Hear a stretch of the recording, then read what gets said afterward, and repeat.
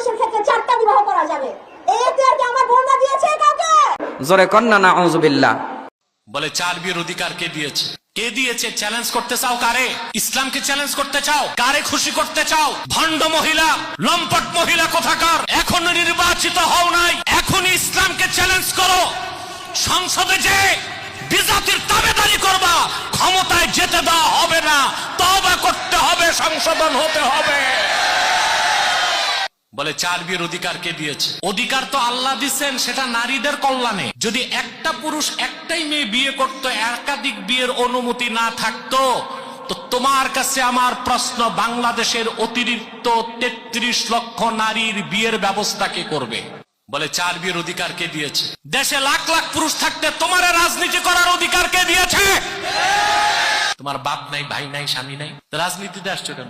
সব জায়গায় সমান অধিকার চাও তো সেনাবাহিনীতে যাও। বলেন তো ভাই, পৃথিবীতে কোন একটা রাষ্ট্রের সেনাপ্রধান মহিলা দেখান তো? বাংলাদেশে এত সমান অধিকার চাও কেন? এই ভণ্ড মহিলা, নষ্টা ভ্রষ্টা মহিলাকে বলবো আমি, ওদের দাদা বুদ্ধিজীবী জাফরুল্লাহর সাথে আমার একটা ডিবেট হয়েছিল, ওই ডিবেটটা তাকে দেখতে বলবো। সেখানে আমরা প্রমাণ দিয়েছি সৃষ্টিগতভাবে নারী আর পুরুষের মধ্যে আল্লাহ 25টা পার্থক্য রাখছেন, সেখানে নারী পুরুষ সমান হতে। কোন মুসলমান যদি ইসলামী রাষ্ট্র না চায়, কোন মুসলমান যদি আল্লাহর আইন বিধান দ্বারা নিজে শাসিত হইতে না চায়, যদি বলে যে না আমি এটা চাই না, তাহলে সে মুসলমানই না।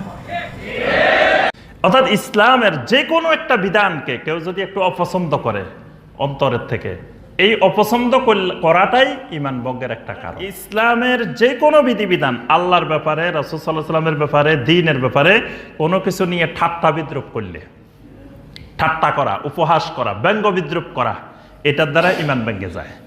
এটা ভুলবশত করলেও ঈমান ভেঙে যাবে, এমনি হাসি মজাকের মধ্যে করলে তাও ঈমান ভেঙে যাবে।